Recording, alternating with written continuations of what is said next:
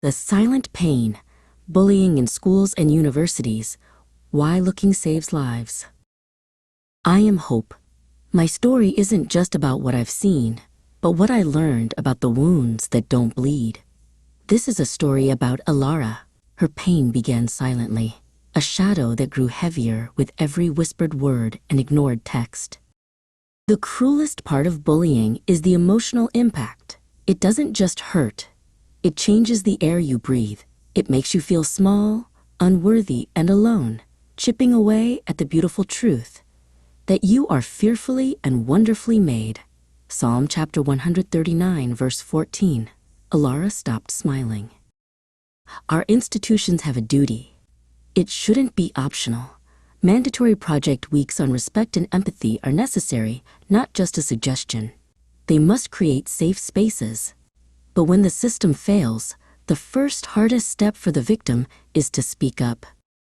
Alara was too scared to tell anyone at first. But I learned, if you are being targeted, please know your power. Tell a parent. Tell a teacher. Tell the police. This is not just kids being kids. This is a criminal offense. Your safety and dignity matter more than their fear. Then there is Kai. He was an observer, one of many. He saw the cold shoulder, the malicious comments online, the intentional isolation in the cafeteria. He saw the silent pain. The title of this story is Why Looking Saves Lives. That's the power of the observer. Too often, we look away, hoping the problem belongs to someone else. But silence is acceptance. You have to really look with your heart, not just your eyes. Kai decided he couldn't just stand by. He realized the real act of courage wasn't fighting the bullies, but being present for Alara. It takes strength to stand up for the vulnerable. It takes the courage that Moses told the Israelites, "Be strong and courageous." Deuteronomy chapter 31, verse 6. When the abuse was finally reported by Alara, supported by Kai's testimony, the institution had to act, and the bullies faced consequences. Because, to repeat, bullying is a criminal offense and should be treated as such.